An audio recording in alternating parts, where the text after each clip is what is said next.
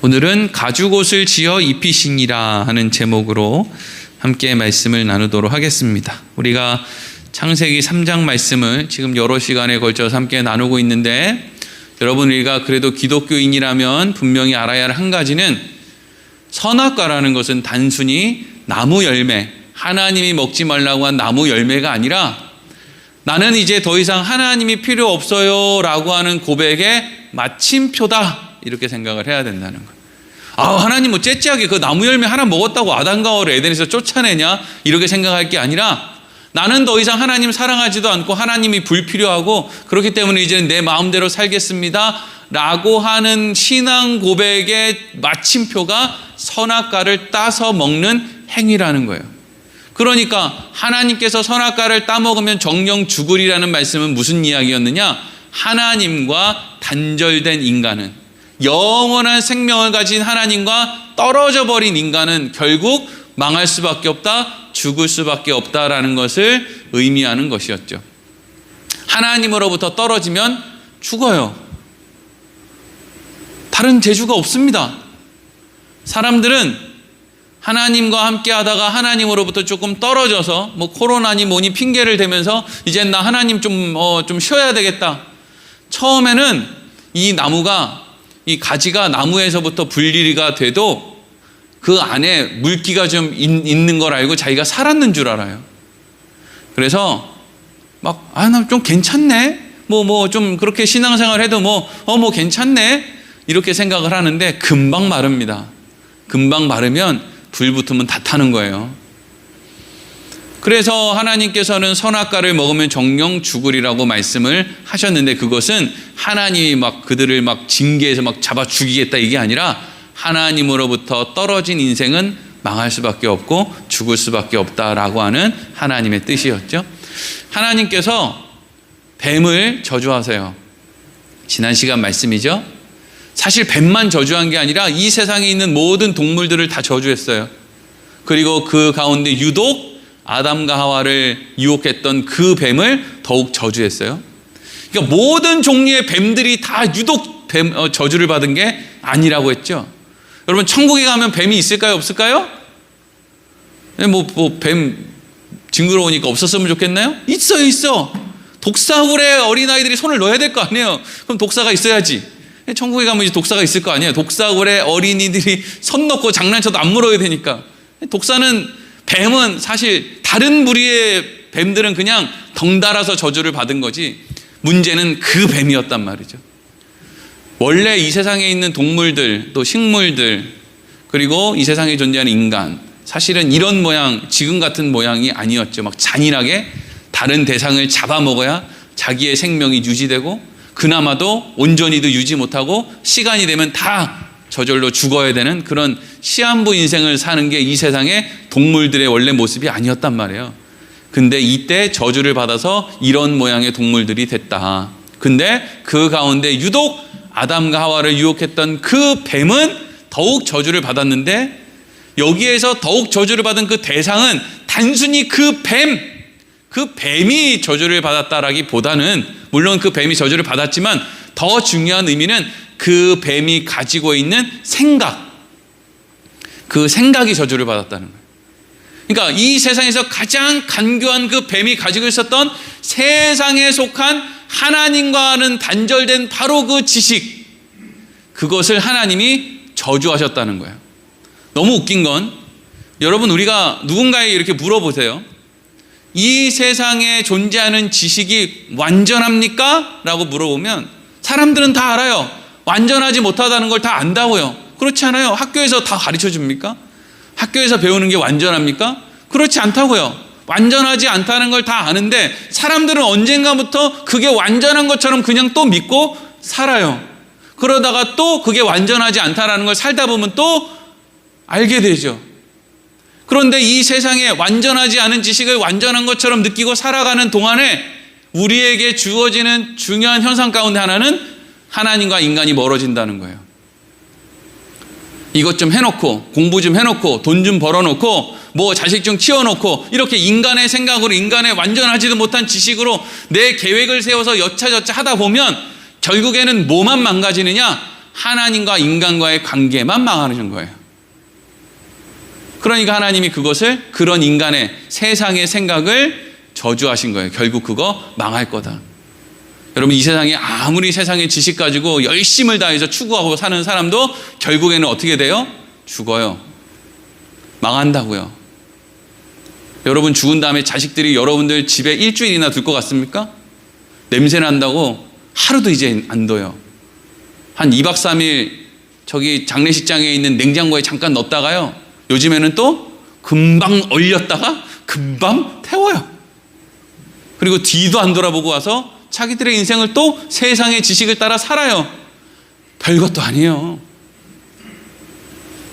근데 그것 따라 열심히 살다 보면 뭐만 남는다고요? 나랑 하나님이랑 관계만 멀어져 있다고요. 그것 따라가면은요, 별것도 아닌데. 하나님께서 아담과 하와는 저주하지 않으셨어요. 하나님이 마음만 먹으면 아담과 하와를 없애버리고 그냥 죽이고 다른 아담과 다른 하와를 만들어서 다시금 인류의 조상으로 만들 수도 있었어요. 그렇죠? 그런데 하나님께는 그렇게 하시지 않았어요. 하나님의 계획은 얘네들을 없애고 다시 만드는 게 아니라 이 사람들을 살리는 계획을 가지신 것이 하나님의 뜻이었어요. 살리겠다. 너네들은 나를 떠났고 나를 떠나서 정령 죽을 수밖에 없지만 내가 너네를 쫓아가겠다 이거죠. 그래서 내가 너희를 살리겠다. 너희들을 내가 살리는지 살리지 못하는지 한번 두고 보자. 하나님이 이렇게 하셨다니까요. 인간이 자격도 없는데. 그래서 아담과 하와는 저주받지 않았어요. 하나님이 저주하시면은 망해요. 결국에는 그거 망할 수밖에 없어요. 그래서 뱀이 가지고 있었던 세상의 지식, 그리고 이 뱀 다 망해요. 그리고 하나님이 저주하신 또 이 땅도 망해요. 새하늘과 새 땅이 다시 우리에게 주어질 거예요. 그런데 아담과 하와는 저주받지 않아요. 하지만 겉으로 보면 저주받은 것과 같이 보이는 그런 하나님의 징계를 받아요. 여러분, 징계는 하나님이 하나님의 자녀들에게 주시는 거예요. 징계가 없으면 하나님의 자녀가 아니에요. 고아예요. 사생자예요. 하나님이 아담과 하와를 저주하지 않으셨다라는 것은 하나님이 부르신 아브라함에게 하나님이 무슨 말씀을 하시는지를 보면 알 수 있어요. 창세기 12장 3절 읽겠습니다. 시작. 너를 축복하는 자에게는 내가 복을 내리고 너를 저주하는 자에게는 내가 저주하리니 땅의 모든 족속이 너로 말미암아 복을 얻을 것인지라 하신지라. 아멘. 하나님이 아브라함을 찾아와서 아브라함이 아무런 일도 하지 않았어요. 그냥 가만히 있었어요. 근데 하나님이 아브라함에게 그렇게 말씀을 하신 거예요. 뭐라고요? 너한테 잘해주는 사람 있으면 내가 잘해줄 거고, 너한테 못하고 막 함부로 하는 사람 있으면 내가 가만두지 않을 거야. 근데 여러분, 이런 생각은요, 사실 누가 하는 거냐면 부모가 자식에게 하는 마음이에요. 그래서 우리 애가 학교에 가는데 학교에 있는 친구들이 우리 애가 좀 모자라도 잘 대해주면 걔네들이 그렇게 이뻐 보이잖아요. 그렇죠? 내 자식이 아닌데도 내 자식처럼 보이고 아주 예뻐 보여요. 맛있는 거 사주고 싶어요. 근데 내 자식이 좀 뭐 못났다고 해서 막 주위에 있는 애들이 막 그를 막 함부로 대하고 내 자식을 막 함부로 대하면 마음이 어떻냐고요. 그래, 내 자식 못났으니까 너희들 열심히 함부로 대해라. 이런 부모가 하나나 있습니까? 아니죠. 근데 지금 하나님이 그 얘기하는 거잖아요. 내 자식이 잘났든 못났든 그게 중요한 게 아니라 내 자식 축복하면 내가 그 사람 축복해 줄 거고, 저주하면 내가 가만히 안 둘 거야. 잘하고 못하고는 내가 관리하는 거야. 니네들이 뭔데? 이게 지금 어떤 느낌을 주는 거예요? 하나님이 아브라함을, 하나님이 세운 사람들을 자녀 삼는 거구나. 그렇게 우리가 알 수 있는 거죠. 누가 자기 자녀를 저주합니까? 징계는 하죠. 잘 되게 하려고. 자, 그런 마음을 가지고, 그런 눈을 가지고 자, 오늘 말씀을 보는 거예요. 이제 하와, 여자와 남자에게 하나님이 어떤 징계를 어떤 목적으로 주고 계시는가. 오늘 16절 말씀 같이 읽겠습니다. 시작. 또 여자에게 이르시되 내가 내게 임신하는 고통을 크게 더하리니 내가 수고하고 자식을 낳을 것이며 너는 남편을 원하고 남편은 너를 다스릴 것이니라 하시고. 아멘. 이제 하와가 선악과를 따먹었기 때문에, 다른 말로 하면 하나님으로부터 하와가 떠나버렸기 때문에 하나님이 하와에게 주신 징계는 뭐냐면 임신을 하는데 여러분 임신해 보셔서 알잖아요. 그렇죠? 저는 안 해봐서 모르지만 하여튼 옆에서 임신하는 사람을 오랫동안 봐온 결과 10달 동안의 시간은 쉽지 않다. 이런 결론을 내릴 수 있죠. 10달 동안 쉽지 않은 시간을 보내야 돼요. 제일 쉽지 않은 건 내 마음대로 할 수가 없다 하는 거예요. 내 마음대로. 별 볼 일 없는 주변 사람들을 자꾸 의지해야 되는 일이 생긴다 하는 거예요. 이게 제일 좀 마음이 안 들죠. 내 힘으로 다 할 수 있으면, 다른 사람 끝까지 의지 안 하고 그냥 나 혼자 할 수 있으면 뭐 그것도 괜찮은데, 때로는, 그리고 심지어 제일 심각할 때 아기 날 때 또 얼마나 힘듭니까?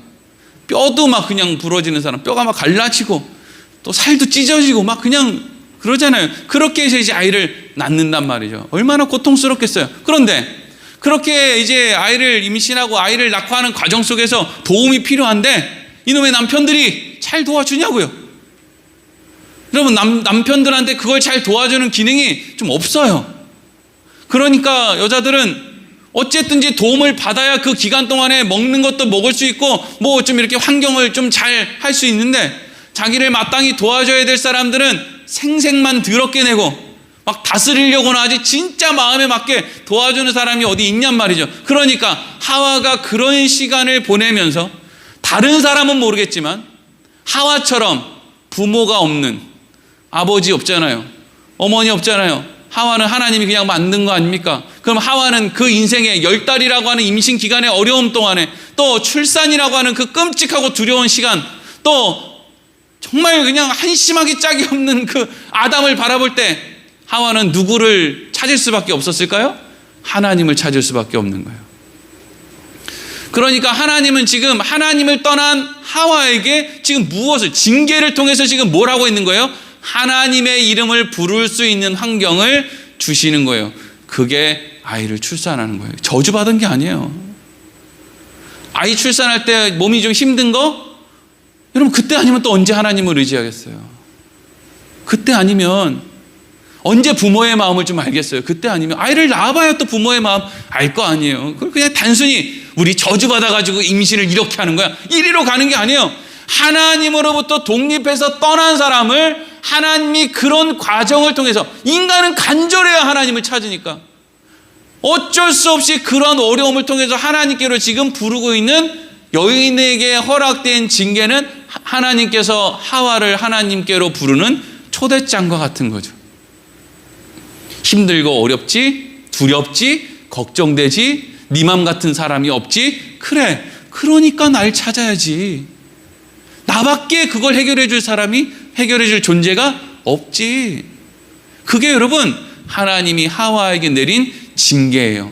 저주가 아니라 자녀들에게 내리는 징계. 더 나은 길을 선택할 수 있도록 부모가 주는 징계라고요. 그리고 두 번째, 아담에게는 이렇게 말씀하세요. 17절부터 19절 읽겠습니다. 시작. 아담에게 이르시되 내가 내 아내의 말을 듣고 내가 내게 먹지 말라 한 나무의 열매를 먹었은즉 땅은 너로 말미암아 저주를 받고 너는 내 평생에 수고하여야 그 소산을 먹으리라. 땅이 내게 가시덤불과 엉겅퀴를 낼 것이라. 내가 먹을 것은 밭의 채소인즉 내가 흙으로 돌아갈 때까지 얼굴에 땀을 흘려야 먹을 것을 먹으리니 내가 그곳에서 취함을 입었음이라. 너는 흙이니 흙으로 돌아갈 것이니라 하시니라. 아멘. 그리고 이제 하나님께서 아담에게 말씀을 하시는데, 아담에게 저주를 하시지 않았지만 하나님이 땅이 이제 저주를 받았다 이런 말을 해요. 땅이 저주를 받았다. 그러니까 땅이 저주를 받아서 땅에서 뭔가를 얻어야 되는 아담이 어려움을 겪는 거예요. 당시에 이제 아담이 살았던 때에는 뭐 그런 일이 없겠지만, 그때는 뭐 비가 오는 때가 아니라 이제 밑에 땅에서 이슬이 올라와서 그 물기를 가지고 농사를 지었던 그런 시대니까. 근데 여러분 이렇게 한번 생각해 보세요. 어떤 사람이 오늘날 같은 이 시대에 아침 일찍 일어나서 밤 늦게까지 열심히 농사를 져요. 땅도 잘 갈고 막 거름도 주고 또 땅 그 모종도 좋은 걸 구해서 하고 막 그냥 막 하여튼 좋다는 건 땅에 다 해줘요. 막 그냥 고랑도 잘 파고 그렇게 해요. 근데 어느 날부턴가 비가 안 오는 거예요. 그럼 여러분 수확이 있습니까? 없어요. 그런 거라는 거예요. 세상이 그렇다는 거, 그렇게 됐다는 거예요. 그래서 여러분 과거의 인간의 역사를 보면은요, 그렇게 사람들이 최선을 다해서 열심히 일을 하는데 비가 안 오니까 인간들이 어떤 짓을 해요? 다 죽을 수가 없어서 눈에 보이지도 않는, 있는지 없는지 확인도 안 해본 그 어떤 신에게 자기 자식을 제사 제물로 바치는 일도 막 하잖아요. 얼마나 답답하면 그런 일까지 하겠어요. 그게 이 세상이 우리에게, 인간들에게 주는 그런 모습이라는, 그게 징계라는 거예요. 아담이 하와가 임신을 해서 배가 막 불러갔을 때 그때 하와를 버리고 도망갔다, 뭐 그러면 뭐 이런 얘기 나올 것도 없는데, 그런 무슨 엉뚱한 상상 말고 아담 생각에 자기 아이가 뭐 언젠가부터 그런 이해가 있었는지 모르겠지만 하여튼 하와의 배가 점점 불러가고 뭔가 좀 이렇게 할 때, 그래서 아담이 열심히 하와를 좀 도와주고자 할 때 집에 돌아갈 때 먹을 걸 좀 들고 갔으면 좋겠고 뭔가 좀 편안하게 해주었으면 좋겠고 이런 마음이 있을 거 아니에요. 여러분, 남자들이 뭐 다 가정에 소홀합니까? 집에 갈 때 좋은 월급봉투, 둔득한 월급봉투 갖고 갔으면 좋겠고, 애들 먹을 거 간식이라 이런 거 잔뜩 사가가지고 아버지 왔다 이러면 막 그냥 처자식이 와가지고 막 달려들어, 다 그런 거 하고 싶단 말이죠. 근데 열심히 나름대로 최선을 다해 일했는데 집에 갈 때 빈 봉투 들고 간다고 한번 생각해 보세요. 고구마 하나도 제대로 갖고 가지 못한다. 얼마나 절망스럽겠어요. 그렇지 않습니까? 아내는 배가 불러가는데 이거는 뭐 집에 가져가는 건 없고, 뭐 자식이 태어났는데 젖도 주고 해야 되는데 뭐 먹어야 젖이 나오지, 뭐가 없으니까 열심히 안 하는 것도 아니고 최선을 다하는데 땅은 그냥 가시덤불하고 엉겅퀴만 내니 얼마나 갑갑하겠어요. 이 세상 아닙니까? 그러니까 그때에 아담이 하나님을 모르면 몰라도 급해 죽겠는데 가시덤불하고 엉겅퀴만 나는 땅을 보고 아담이 누굴 찾았겠어요? 하나님을 찾는 거죠. 하나님, 어떻게 해요? 우리 집사람 굶고 있는데 어떻게 해요? 애기 낳아야 되는데 이거 어떻게 해요? 집에 아무것도 못 갖고 가는데 이거 어떻게 해요? 어떻게 해요, 하나님? 그러니까 아담에게 허락된 이런 상황들은 결국엔 아담을 지금 어디로 인도하고 있는 거예요? 하나님께로 인도하는, 하나님의 이름을 부르게끔 만드는, 하나님께로 인도하는 초대장과 같은 것이었다 하는 것을 알 수 있는 거죠. 그리고 그렇게 하루하루 하나님의 이름을 부르며 하루하루 살아가는데 방금 읽었던 19절에는 뭐라 그래요? 그래 봐야 때가 되면 어떻게 돼요? 흙으로 돌아간다. 죽는다. 여러분, 우리 지금 시한부 인생을 살고 있지 않습니까? 여기 영생을 사는 사람 있어요? 다 시한부 인생 살고 있죠. 몇 년 남았겠어요? 몰라요. 우리는 몇 년 남았는지. 어떤 사람은요, 백신 주사 맞고 그냥 깜빡 잠들었다 일어났는데, 일어나려고 이렇게 깜빡 잠들었는데 뭐 아직도 못 일어난 사람들이 있어요. 도대체 이게 무슨 일이에요? 평생에 내가 코로나 백신을 맞을 거라는 생각도 못 해봤는데, 코로나에 걸릴 거라고 상상도 못 해봤는데, 여러분 상상이나 해봤겠어요? 내가 코로나에 걸려서 죽는데 내 자식들이 장례식장에도 못 오는 환경 속에서 내가 죽는다, 이런 거 여러분 사람들이 상상이나 하겠어요? 근데 여러분, 그게 인간의 허망한 인생이더라는 거죠. 그런데 어떤 사람은, 모든 여인이, 모든 남자가 어려운 가운데 하나님을 찾는 게 아니에요. 하나님을 찾는, 그 어려움을 통해서 하나님을 찾는 사람이 있다는 거죠. 그 이야기를 지금 하고 있는 거예요. 자, 그러면 지금 우리가 하나님께서 여자와 남자, 하와와 아담에게 주시는 이 징계와 같은 그 글을 통해서 지금 이 창세기를 기록한 모세는 이스라엘 백성들에게 뭘 이야기하고 싶었을까? 단순히 그냥 역사적인 기록을 남기기 위해서 이거를 쓴 걸까? 아니면 무엇을 가르쳐주고 싶어서 지금 모세는 모세오경 가운데 첫 번째 있는 이 창세기를 통해서 지금 이스라엘 백성들에게 뭔가를 가르쳐주고 싶어서 이걸 기록한 걸까? 꾸며냈다는 게 아니라요, 이런 내용을 굳이 글로 남긴 이유가 있을까 이거죠. 그래서 우리는 조금 생각해 볼 게 있어요. 뭐냐 하면, 이스라엘 백성들이 출애굽할 때, 이집트에서 빠져나올 때 그 전에 있었던 일을 좀 생각해 보자고요. 야곱 때 70명 정도의 사람이 이집트의 고센이라는 땅에 정착해서 살게 돼요. 그리고 나서 그곳에서 한 400여 년의 삶을 사는 동안에 이 이스라엘 백성들이 점점 하나님을 잊어버려요. 사람은 몸이 편하고 마음이 편하면 이상하게 하나님으로부터 멀어지고요. 몸이 힘들고 뭐 다 그런 건 아니지만 몸이 좀 힘들고 고단하면 하나님을 찾고 그래요. 한 400년쯤 살았는데 이미 이스라엘 백성들은 하나님한테 관심이 없어요. 이스라엘 백성들의 관심이 있었던 것은 하나님이 아니라 애굽의 신들이 관심이 있었어요. 왜? 애굽에서 출세하고 싶으니까. 그래서 어떻게 하면 우리가 애굽 신을 좀 잘 섬겨서 우리도 바로 편에 좀 서가지고 좀 자리 좀 얻어볼까 요 생각을 하고 있을 때 어느 날 느닷없이 바로가 이런 생각을 하게 돼요. 지금 여기 있는 이 이스라엘 백성들 우리 민족도 아닌데 얘네들 말이야. 주변에 있는 다른 민족과 아니면 내 안에 있는 왕국 안에 있는 어떤 또 힘을 가진 사람과 결탁해서 나의 왕권을 이렇게 공격하면 내가 힘들어질 수도 있겠네 라고 하는 생각을 애굽의 왕 바로가 하게 되죠. 그래서 애굽의 왕 바로가 그날부로 어떤 명령을 내립니까? 앞으로 이스라엘 백성들이 아이를 낳을 때 그 아이가 딸이면 살려두고 아들이면 잡아다가 나일강에다 갖다 버려라 이렇게 이제 명령을 하는 거예요. 여러분 이제 이스라엘 백성들은 큰일 났죠. 특히 여인들은 큰일 났어요. 임신한 여인들은 큰일 났어요. 10달이 지나면 이 애가 딸이면 사는데 아들이면 죽는 거예요. 나일강에 갖다 버린대요. 10달 동안 어떤 마음이었겠어요? 하나님 살려주세요 안 했겠어요? 이렇게 기도 안 했겠어요? 하나님 딸 나오게 해주세요. 딸. 아니면 이 어려움으로부터 우리를 좀 건져주세요. 근데 이게 뭐 확신이 있어야 말이죠. 딸이 나올 거라는 확신. 그때까지 하나님이 뭘 해결해 줄 것이라는 확신이 없죠. 그러니까 임박하면 임박할수록 마음이 더 어려운 거예요. 하나님을 더 간절히 찾을 수밖에 없는 환경인 거죠. 지금 이스라엘 백성의 여인들이. 그리고 나서 아이를 낳는 거예요. 남편이 해줄 수 있는 게 없어요.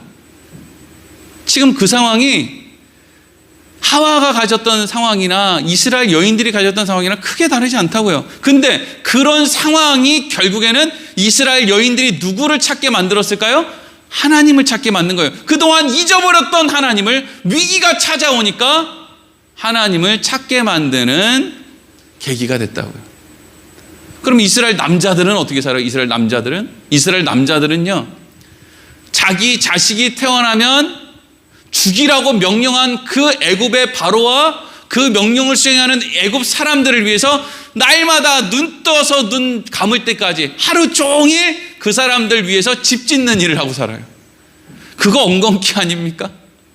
내 자식 죽이라고 명령한 사람의 집을 짓는데 내 인생을 다 쏟는다니까요.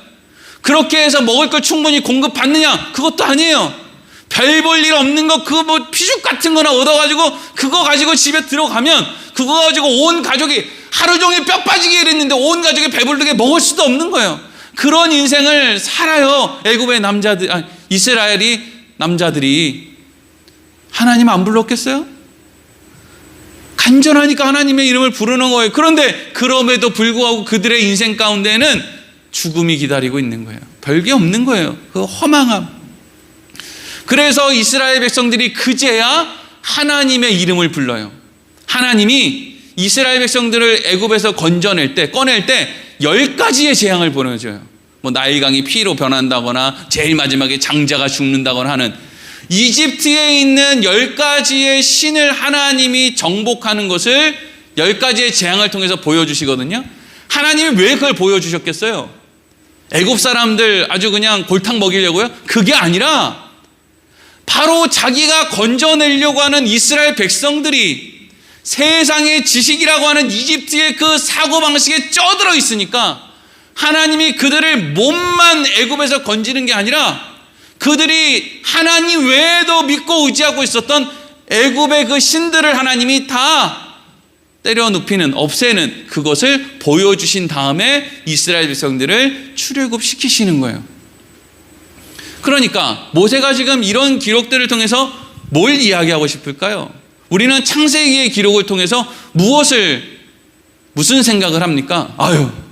아담과 하와 선악과 안 먹었으면 좋았을 텐데 저거 먹지 말지 이런 생각 하잖아요. 그렇죠? 글을 보면 아유 가인과 아벨이 있는데 아유 가인이 아벨 죽이지 말지 좀 시간을 보내보지 다음번 제사 때는 어떤 일이 있는지 좀 기다려보지 아유 바벨탑 쌓지 말지 아유 저런 것 좀 하지 말지 하나님을 좀 믿어보지 노아가 방주를 지을 때 방주 믿져야 본전인데 방주에 좀 다 보지 이런 생각을 한다고요. 그러니까 지금 모세는 이스라엘 백성들을 통해서 그들에게 뭔가 대단한 예수를 믿으니까 대단한 무슨 건물을 짓고 사람을 모으고 엄청난 어떤 열매를 맺어라 이게 아니라 좀 믿어보지 시간을 좀 보내보지 쓸데없는 짓 하지 말고 세상의 지식으로 뭘 해보겠다고 그렇게 좀 나서지 말고 좀 있어보지.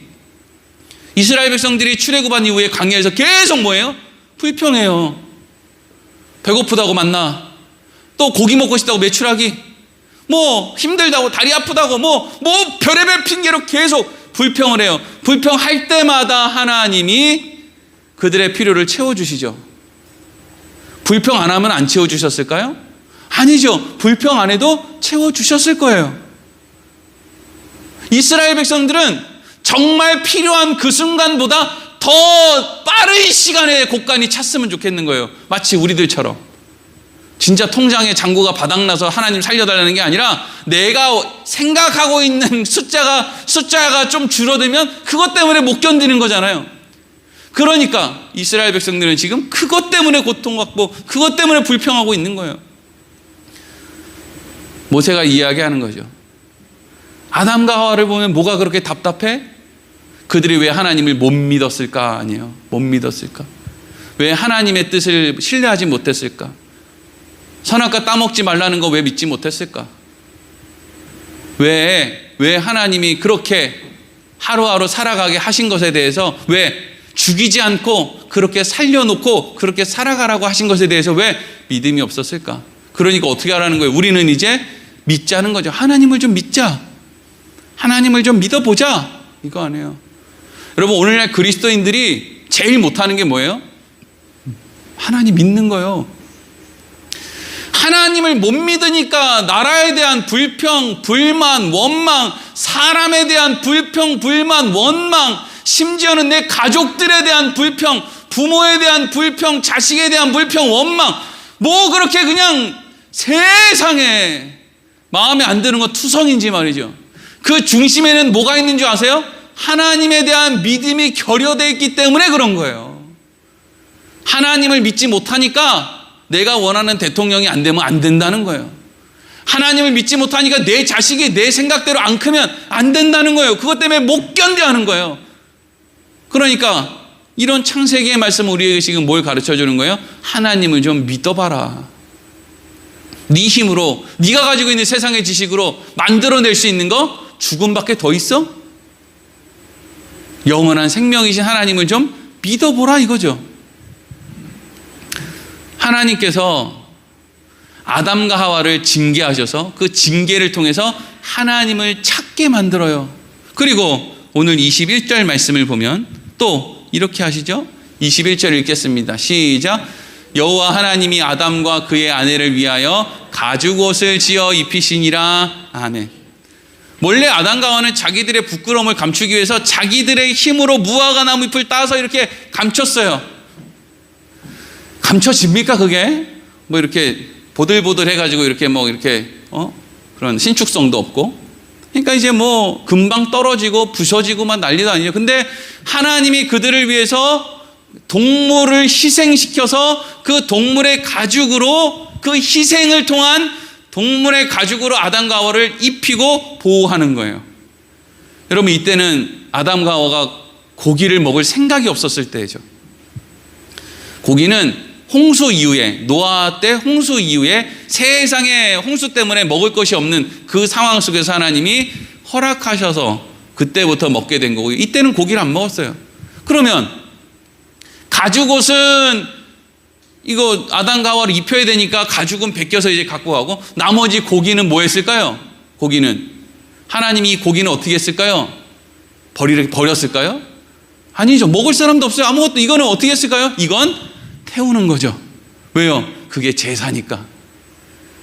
하나님이 아담과 하와를 에덴 동산에서 쫓아낸 그때부터 희생을 통한 구원, 희생을 통한 너를 살릴 수 있는 건 희생이다라는 것을 하나님이 가르쳐 주시는 거죠. 그래서 아담과 하와로부터 벌써 시작해서 가인과 아벨 때도 하나님 앞에 제사를 지내잖아요.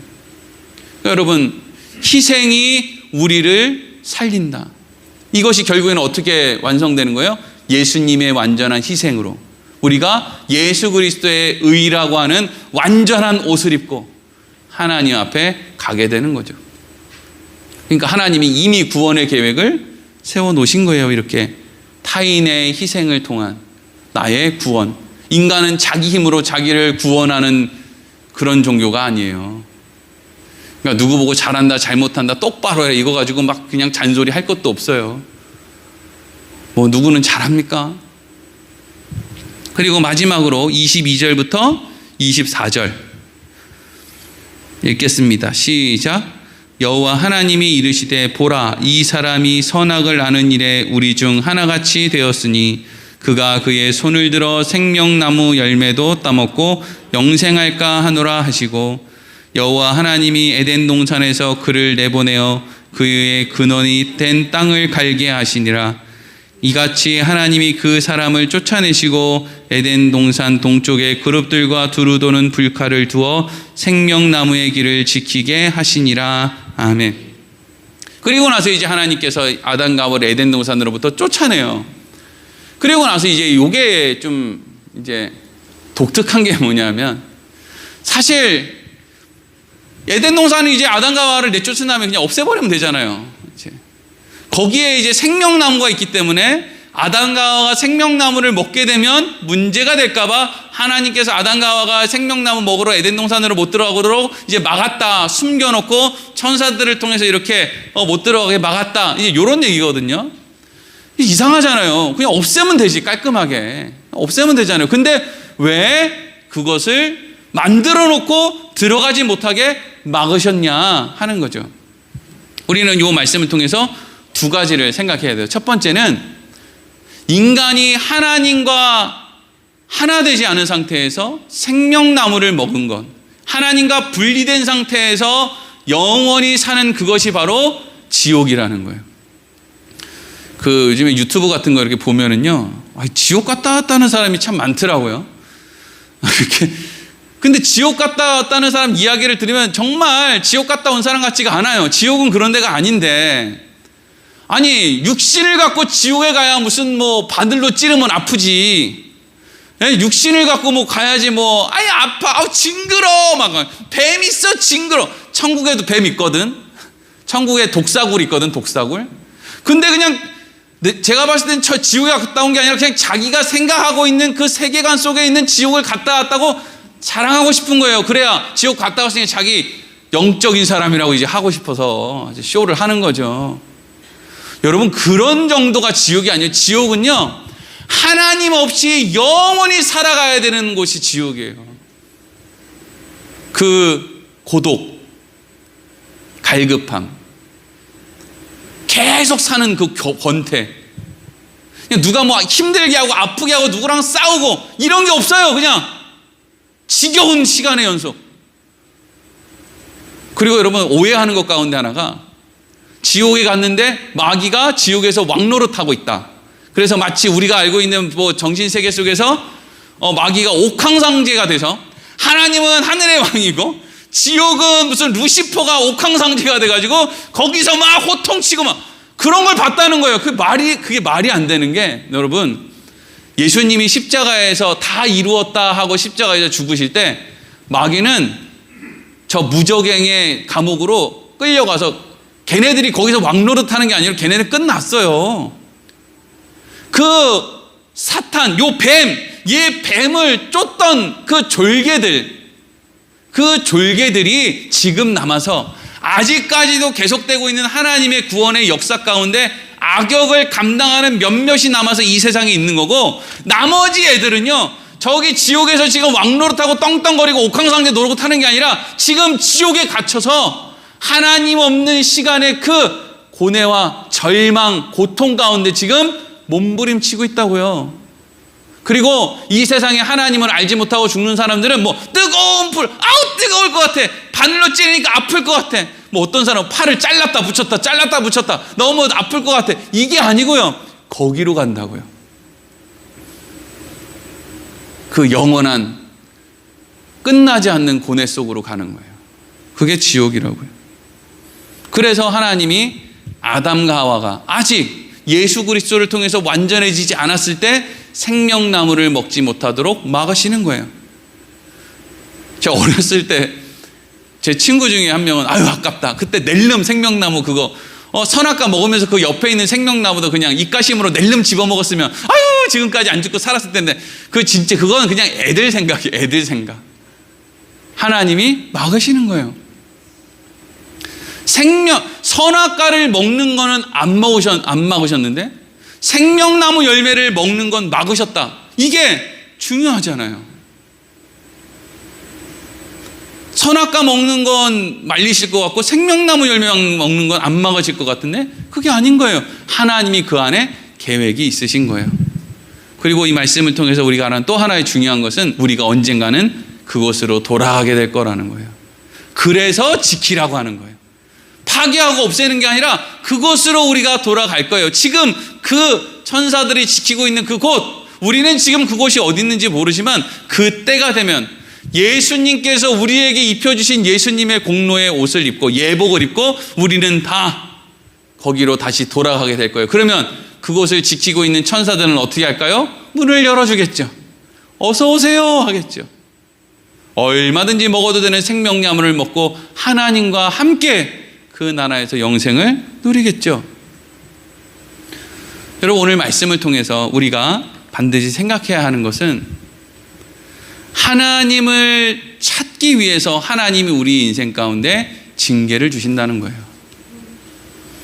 어떤 사람은 나한테는 이렇게 왜 힘든 징계가 오지? 저 사람한테는 별로 힘들지 않은 것 같은데 라는 생각을 할 수 있지만, 자기에게 주시는 삶의 그 모든 방법들은 하나님이 제일 좋은 방법으로 주시는 거예요. 그리고 우리 입에서 하나님의 이름을 부르게 됐을 때 우리는 하나님이 나를 자녀 삼으셨기 때문에 내 인생 가운데 찾아오는 징계를 통해서 내가 지금 하나님의 이름을 부를 수 있구나라는 것을 알게 되는 거죠. 그렇지 못한 사람은 다 자기들이 원하는 대로 자기 마음대로 세상 지식으로 살다가 그냥 하나님이 저주한 그 세상과 같이 망하는 길로 가는 거예요. 그러니까 하나님의 이름을 부르는 사람은 절대로 근심, 걱정, 염려할 필요가 없어요. 내 뜻대로 안 된다고 해서 망하지 않아요. 여러분들에게 대단한 업적을 쌓으러 하지 않는다고요. 막 수백 명, 수천 명씩 전도 안 하면 천국 못 가, 이렇게 공갈치지도 않아요. 하나님이 하나님의 백성들에게 책망하는 거 보세요. 뭘 못했다고 책망하는 게 아니에요. 왜 쓸데없는 짓을 했냐, 이거 가지고 왜 나를 믿지 못하고 바벨탑 쌓냐, 왜 나를 믿지 못하고 니네들끼리 그렇게 황금 송아지 만들었냐, 이런 거 갖고 하나님이 야단치시지, 왜 니네는 내가 널 살렸는데 헌금을 그거밖에 못하나, 이런 거 가지고 하나님이 책망하신 일이 없다니까요. 우리의 삶 가운데 하나님을 믿는, 우리에게 가죽옷을 지어 입히시고 하나님의 이름을 부르게끔 하시는, 우리의 인생에 임마누엘로 함께하고 계시는 하나님을 늘 믿고 살아가게 되기를 소망합니다. 기도하겠습니다.